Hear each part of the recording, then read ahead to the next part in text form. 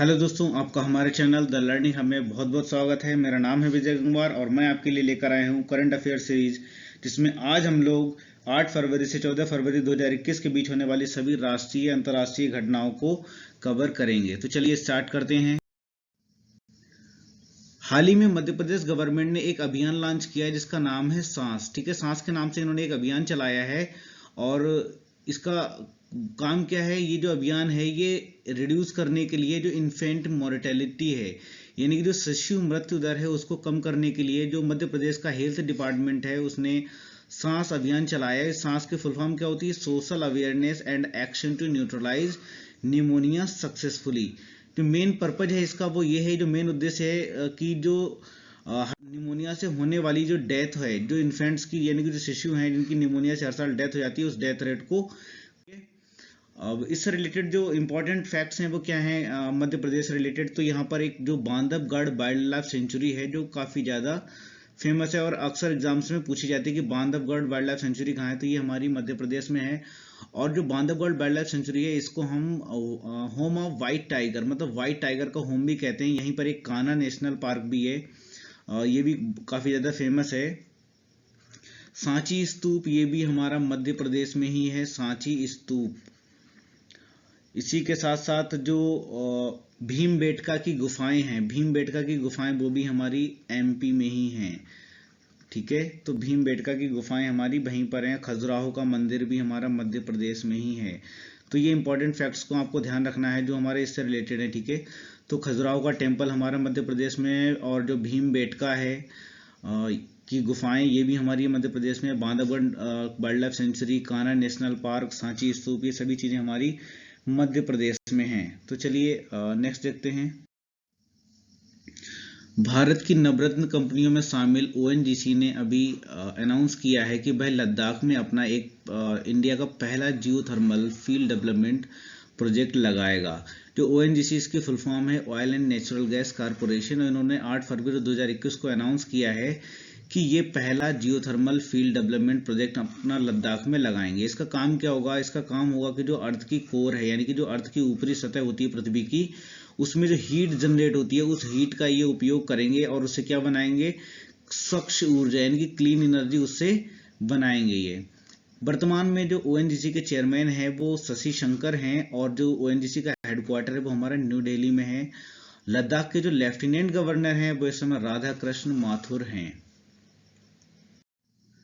Next है हमारा UP government ने अभी अनाउंस किया है कि यूनिक 16 डिजिट कोड, यूनिकोड जो है ये किस चीज़ के लिए? ये लैंड होल्डिंग्स के लिए, किसी भी तरह की लैंड होल्डिंग हो, जैसे कि जो कृषि योग्य भूमि है उस या फिर जो मकान की भूमि होती है या जो प्लॉट्स होते हैं, इनमें अक्सर एक डिस्प्यूट आता रहता है लोगों के बीच में फेक रजिस्ट्रीज को लेकर के कि इसमें नकली रजिस्ट्री हो जाती है, बहुत सारे फ्रॉड्स होते हैं। तो उससे कहीं ना कहीं इससे बचने में मदद मिलेगी। ये ठीक वैसे ही होगा जैसे हर व्यक्ति का एक आधार होता है, ठीक उसी तरह से सभी तरह की जमीनों के लिए भी एक 16 डिजिट का यूनिकोड जारी किया जाएगा।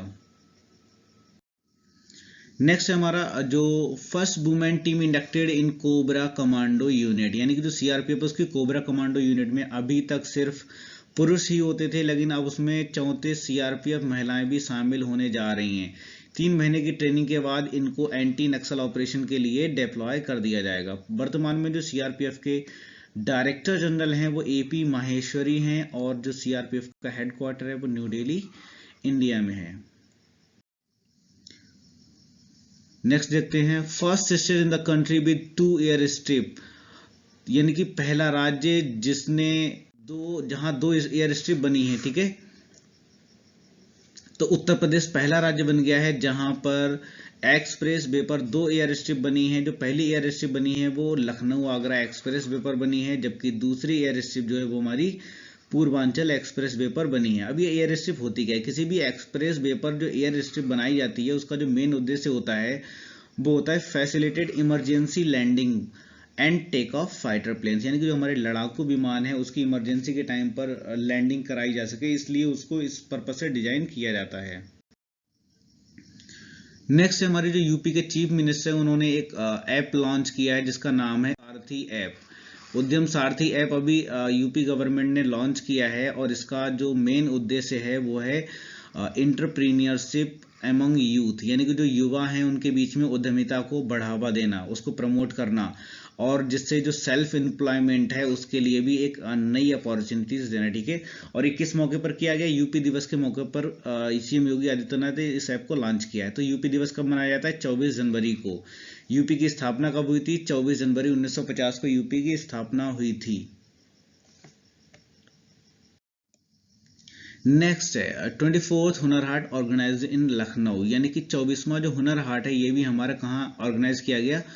लखनऊ में ऑर्गेनाइज किया है। किसके द्वारा ऑर्गेनाइज किया गया? ये हमारा मिनिस्ट्री ऑफ माइनॉरिटी अफेयर्स, ठीक है, यानी कि अल्पसंख्यक मंत्रालय के द्वारा इसको ऑर्गेनाइज किया गया। और ये 24वें नंबर का हुनर हाट था, जिसको अवध शिल्पग्राम, यानी कि जिसको हम लखनऊ को हम हमारा यहाँ पर देख सकते हैं, अवध शिल्पग्राम के नाम से भी इसको जाना जाता है।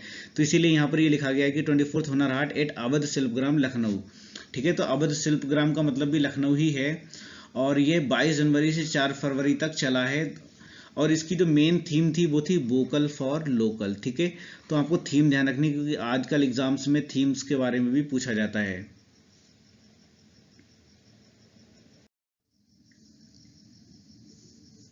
हाल ही में प्राइम मिनिस्टर ने एक फाइनेंशियल असिस्टेंस रिलीज किया है, जो 6 लाख बेनिफिशरीज को मिलेगा उत्तर प्रदेश में PMAY-G योजना के तहत। ये PMAY-G का मतलब होता है प्रधानमंत्री आवास योजना ग्रामीण। तो इसके लिए उन्होंने 6.1 लाख लाभार्थियों के लिए एक फाइनेंशियल असिस्टेंस जारी किया है। और इसमें जो क्लेरियन कॉल है, कहना कहें क्लेरियन कॉल का मतलब होता है कि जो टारगेट रखा हुआ है वो है हाउसिंग फॉर ऑल बाय 2022, यानी कि 2022 तक हर किसी के पास घर हो। ठीक है, और ये जो प्रधानमंत्री आवास योजना ग्रामीण जो है ये कब लॉन्च हुई थी? ये हुई थी हमारी 20 नवंबर 2016 को, और अब तक 1.26 करोड़ हाउसेस ऑलरेडी बन चुके हैं इस योजना के तहत। बहुत ही इंपॉर्टेंट क्वेश्चन आया है, बेस्ट टैब्ल्यू अवार्ड 2021। टैब्ल्यू का मतलब होता है झांकी। ठीक है, तो टैब्ल्यू का मतलब आपको पता होना चाहिए क्या होता है? झांकी होता है। यानी जब भी 26 जनवरी या 15 अगस्त को परेड होती है हमारे देश में, तो 26 जनवरी को क्या होता है? रिपब्लिक डे परेड में हमारे देश के सभी राज्यों से झांकियां आती हैं, सभी राज्यों की झांकियां होती हैं, और उसके बाद उनको चुना जाता है फर्स्ट, सेकंड, थर्ड। तो जो इंडिया में जो इस बार रिपब्लिक डे था, इस बार कोई भी बाहर से गेस्ट नहीं आया था, ये पहली बार हुआ था हमारे इतिहास में। और जिसमें उत्तर प्रदेश की जो झांकी थी इसको पहला स्थान मिला है, और इसकी जो थीम थी वो क्या थी? Theme Ayodhya, cultural heritage of Uttar Pradesh. और यहाँ पर जो सेकंड स्थान प्राप्त हुआ है वो त्रिपुरा की झांकी को प्राप्त हुआ था, और जो उत्तराखंड है ये थर्ड नंबर पर था। स्टीव स्मिथ को अभी एलन वार्डर मेडल मिला है, जो कि इनके लिए यह तीसरी बार मिल चुका है। ठीक है, तो एलन वार्डर मेडल जो है ये ऑस्ट्रेलियन क्रिकेट के द्वारा दिया जाता है, ये ऑस्ट्रेलियन अवार्ड होता है, ऑस्ट्रेलियन क्रिकेट अवार्ड। तो ये स्टीव स्मिथ को तीसरी बार मिला है एलन वार्डर अवार्ड, जो कि पुरुषों के लिए सर्वश्रेष्ठ अवार्ड माना जाता है क्रिकेट में। वहीं जो बेथ मोनी है ये महिला खिलाड़ी हैं ऑस्ट्रेलिया की, और इनको बेलिंडा क्लार्क अवार्ड दिया गया, यानी कि महिलाओं के लिए जो क्रिकेट अवार्ड है वो सबसे बड़ा ऑस्ट्रेलिया का बेलिंडा क्लार्क अवार्ड है, जो कि बेथ मोनी को दिया गया। और एलन वार्डर अवार्ड पुरुषों में सबसे बड़ा माना जाता है ऑस्ट्रेलियन अवार्ड्स में, जो कि स्टीव स्मिथ को तीसरी बार मिला है। नेक्स्ट आते हैं समर्पण दिवस। दीनदयाल उपाध्याय की डेथ एनिवर्सरी को समर्पण दिवस के रूप में मनाया गया इस बार, और प्राइम मिनिस्टर नरेंद्र मोदी ने फ्लोरल ट्रिब्यूट दिया है। ठीक है, यानी कि पुष्प श्रद्धांजलि दी है। और ये फॉर्मर भारतीय जनसंघ लीडर थे, यानी कि भूतपूर्व जनसंघ लीडर थे पंडित दीनदयाल उपाध्याय। इनकी ये 53वीं डेथ एनिवर्सरी थी, जिसको समर्पण दिवस के रूप में मनाया गया 11 फरवरी को। तो ये आपको डेट ध्यान रखनी है, 11 फरवरी को समर्पण दिवस के रूप में मनाया गया है। वर्ल्ड यूनानी डे, यानी कि आपने सुना होगा जो यूनानी दवाएं होती हैं वो इंडिया में काफ़ी ज़्यादा प्रचलित हैं और काफ़ी ज़्यादा इसको प्रसिद्धि भी मिली है। ये 11 फरवरी को मनाया जाता है। किसकी याद में मनाया जाता है? जो यूनानी स्कॉलर थे, यूनानी विद्वान थे, और जो समाज सुधारक जिनका नाम था हकीम अजमल खान। ठीक है, इनकी बर्थ एनिवर्सरी को वर्ल्ड यूनानी डे के रूप में मनाया जाता है। जो पहला यूनानी डे था ये 2017 में सेलिब्रेट किया गया था सेंट्रल रिसर्च इंस्टीट्यूट ऑफ यूनानी मेडिसिन हैदराबाद में। ठीक है, नेशनल हॉर्टिकल्चर फेयर, तो आपको पता है हॉर्टिकल्चर किसको कहते हैं? बागवानी को कहते हैं। ठीक है, तो बागवानी जो नेशनल हॉर्टिकल्चर फेयर 2021 है, ये किसके द्वारा मनाया गया? जो state for agriculture and farmer welfare जो मिनिस्टर हैं कैलाश चौधरी ने इसका उद्घाटन किया था। और नेशनल हॉर्टिकल्चर फेयर 2021 जो है हमारा 8 फरवरी 2021 को बेंगलुरु में हुआ था। 5 डे लॉन्ग, ये 5 दिन लंबा चलने वाला इवेंट था, जो कि किसके द्वारा ऑर्गेनाइज किया गया? Indian institute of horticulture research. Exams में कई बार पूछ लिया जाता है Indian institute of horticulture research कहाँ है, तो आपको ध्यान रखना ये बेंगलुरु में है, ठीक है। और इसकी जो मेन थीम थी वो क्या थी? Horticulture for startup and stand up India. The India toy fair 2021, यानी कि इस बार इंडिया टॉय फेयर 2021 को ऑर्गेनाइज किया गया। यह देश के इतिहास में पहली बार हुआ है, ठीक है। और ये हमारा 27 फरवरी से 2 मार्च तक चलेगा, और जो कि वर्चुअल प्लेटफॉर्म पर ये होगा। और बनी है वो है the India toy fair .in। इसका जो मेन उद्देश्य है वो ये है कि इंडिया को ग्लोबल हब बनाना, इंडिया टॉय इंडस्ट्री के लिए, ठीक है। तो प्राइम मिनिस्टर का जो विजन है वो क्या है? मेकिंग इंडिया ग्लोबल हब, यानी कि इंडिया को एक ग्लोबल हब बनाना टॉय इंडस्ट्री के लिए। नंदा देवी ग्लेशियर वर्सिंग चमोली उत्तराखंड। अभी आपने सुना होगा कि उत्तराखंड के जो चमोली डिस्ट्रिक्ट में वहां पर जो नंदा देवी ग्लेशियर है, ग्लेशियर किसको बोलते हैं? ग्लेशियर जो बर्फ के पहाड़ होते हैं कई किलोमीटर्स के, इनमें जो ग्लेशियर्स होते हैं जब वो मेल्ट होते हैं या उसमें किसी भी तरह से बर्फीले तूफान आते हैं या जो बर्फ के पहाड़े खिसक जाते हैं तो उससे तबाही आ जाती है। तो यहाँ पर क्या कुछ ऐसा ही हुआ है कि जो नंदा देवी ग्लेशियर है वो बस्ट हुआ, जिसकी वजह से जो ऋषि गंगा पावर प्रोजेक्ट था वो तहस नहस हो गया, ठीक है। और ये कहाँ हुआ था? ये Tapovan area of Joshimath in Uttarakhand Chamoli district, यानी उत्तराखंड के चमोली डिस्ट्रिक्ट में जो तपोवन एरिया है जोशीमठ का, वहां पर ये हुआ था 7 फरवरी की मॉर्निंग में। और इससे बहुत बड़ा नुकसान हुआ था। जो ऋषि गंगा डैम था अलकनंदा रिवर पर, ये यहाँ पर काफी नुकसान हुआ है। और जो एनटीपीसी का जो वहाँ पर प्रोजेक्ट था नेशनल थर्मल पावर कारपोरेशन का धौलीगंगा रिवर पर, और जो Rishi Ganga power corporation limited का प्रोजेक्ट था ये भी जिसकी कैपेसिटी 520 मेगावाट और 13.2 मेगावाट थी, ये भी वास्ट जवे हो गया, मतलब काफ़ी इसको भी नुकसान पहुंचा है। 31वां डिस्ट्रिक्ट है, ठीक है, विजयनगर। और इसको कहाँ से बनाया गया है? जो हमारा जो बेल्लारी डिस्ट्रिक्ट था, इस बेल्लारी डिस्ट्रिक्ट से ही बनाया गया है, ठीक है। यानी कि बेल्लारी डिस्ट्रिक्ट को ही 2 पार्ट्स में ब्रेक किया गया, जिसमें एक का नाम विजयनगर रखा गया है। Conservation of water campaign launch by Madhya Pradesh government, यानी कि जो जल संरक्षण है, वाटर कंजर्वेशन के लिए एक अभियान चलाया गया है, और इस अभियान का नाम है जलाभिषेकम, ठीक है। तो ये किस सरकार के द्वारा चलाया गया? मध्य प्रदेश सरकार के द्वारा एक जल संरक्षण को, जल को बचाने के लिए एक अभियान चलाया गया जिसका नाम है जलाभिषेकम। और इसके तहत क्या किया गया है कि जो 57,000 वाटर स्ट्रक्चर बनाए गए हैं। और इस कैंपेन का जो इनॉग्रेशन हुआ था वो किसके द्वारा किया गया? Union defence minister Rajnath Singh के द्वारा किया गया। कोविड वॉरियर मेमोरियल, ये क्वेश्चन बहुत ज़्यादा इंपॉर्टेंट है। ये पूछा जा सकता है कि कोविड वॉरियर मेमोरियल कहाँ बनाया गया? तो जो कोविड वॉरियर मेमोरियल ये हमारा उड़ीसा में बनाया गया। किस जगह पर? जो बीजू पटनायक पार्क है भुवनेश्वर में, उसको इस पर्पज के लिए सिलेक्ट, योद्धा हैं उनकी याद के लिए, ठीक है, ये पार्क बनाया गया है उड़ीसा में। Emirates Hope Mission to Mars, यानी कि जो संयुक्त अरब अमीरात है उसका एक मंगल मिशन था जिसका नाम था होप। ये मिशन का आपको नाम ध्यान रखना है, होप, ठीक है। तो ये संयुक्त अरब अमीरात का जो मंगल मिशन था उसका नाम होप था। और ये अभी इन्होंने अपना स्पेस क्राफ्ट भेजा है मार्स की ऑर्बिट में, ठीक है। तो इस तरह से ये दुनिया का 5वां देश बन गया है मार्स के ऑर्बिट में स्पेसक्राफ्ट लॉन्च करने वाला। और इससे पहले जो 4 देशों ने मार्स के ऑर्बिट में लॉन्च किया, यूनाइटेड स्टेट है, सोवियत यूनियन है यानी कि रशिया, और यूरोप, और उसके बाद इंडिया। लेकिन जो पहला कंट्री था जिसने मार्स के ऑर्बिट में अपना सैटेलाइट भेजा तो वो इंडिया है, ठीक है। इसके बाद नेक्स्ट है जो पाकिस्तान है, उसने टेस्ट फायर की है surface to surface cruise missile, और इसका नाम क्या है? बाबर। तो आपको ये ध्यान रखना है कि पाकिस्तान ने एक अभी जो surface to surface cruise missile, यानी कि जो सतह से सतह पर मार करने वाली जो क्रूज मिसाइल है उसकी टेस्टिंग की है, और उसका नाम क्या है? बाबर, ठीक है। और इसकी रेंज कितनी है? 450 किलोमीटर इसकी रेंज है। नेक्स्ट है हमारा India Afghanistan sign MOU to build Shahtoot dam in Kabul, यानी कि इंडिया ने अफगानिस्तान के साथ मिलकर के एक MOU साइन किया है। MOU बोलते हैं समझौते को, यानी कि मेमोरेंडम ऑफ अंडरस्टैंडिंग साइन किया है, जिसमें इंडिया जो है मदद करेगा सैतूत डैम बनाने के लिए। ठीक है, ये सैतूत डैम कहाँ बनेगा? काबुल में, अफगानिस्तान में जो काबुल नदी है उसके ऊपर ये बनाया जाएगा। नेक्स्ट हम बात करते हैं बुक्स एंड आथर्स की। ये बहुत ही इंपॉर्टेंट क्वेश्चन है जिसके आने के चांसेस बहुत ज़्यादा रहेंगे।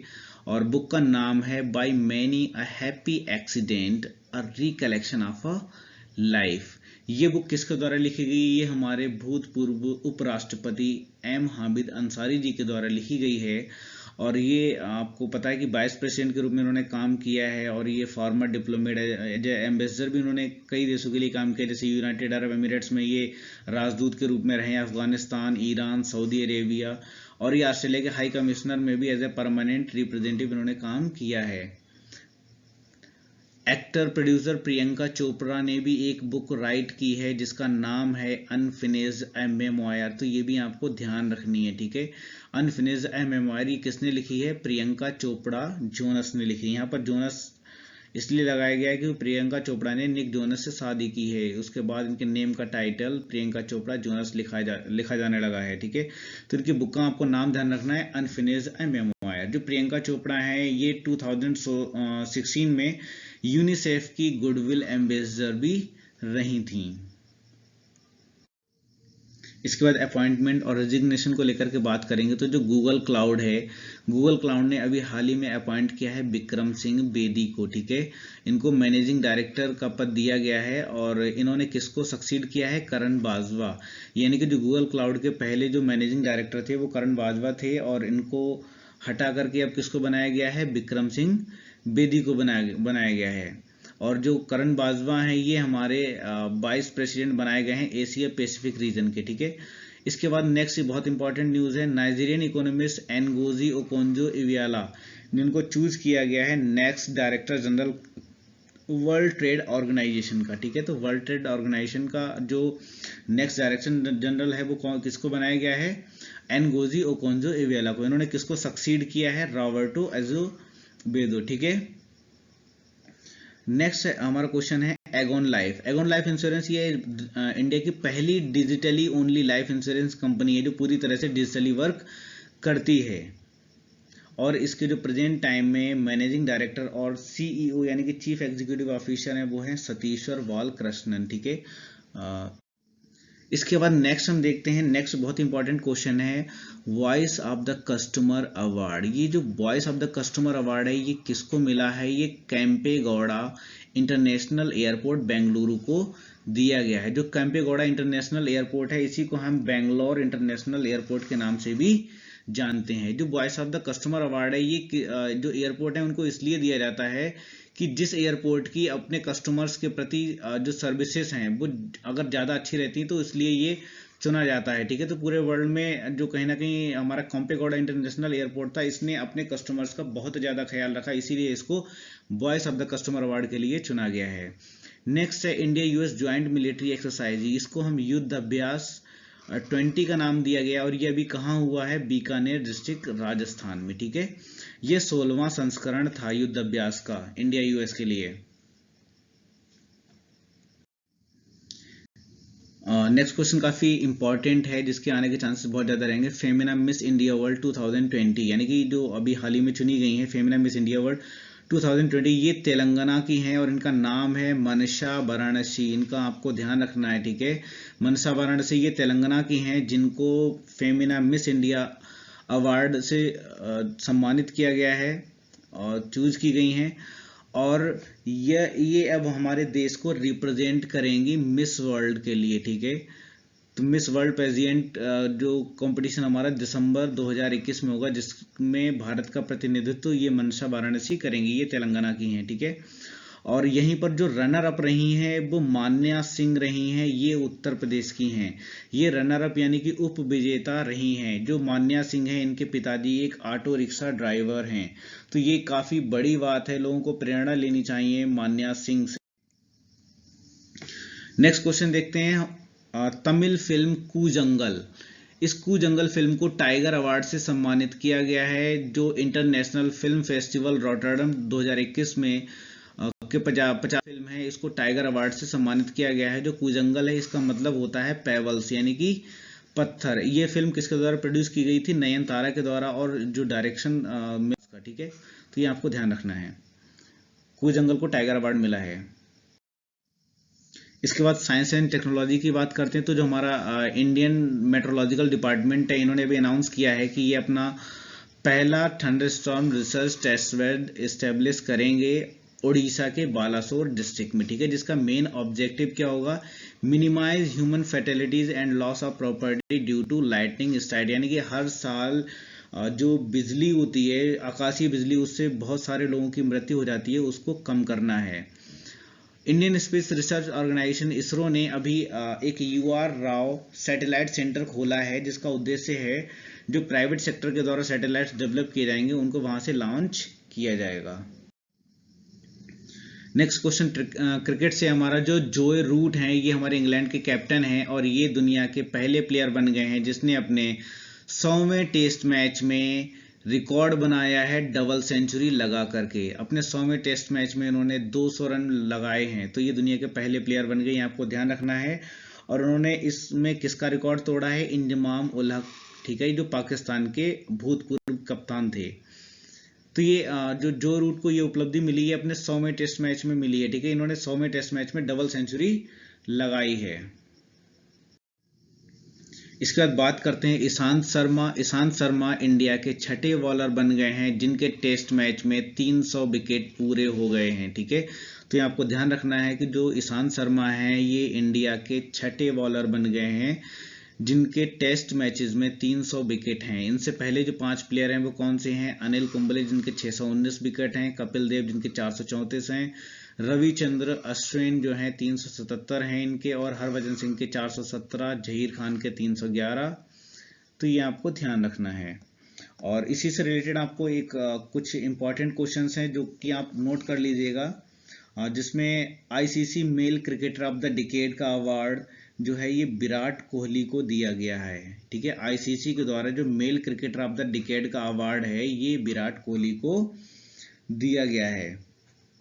और विराट कोहली को एक अभी बहुत ही फेमस अवार्ड मिला है जिसका नाम है सर गारफील्ड सोबर।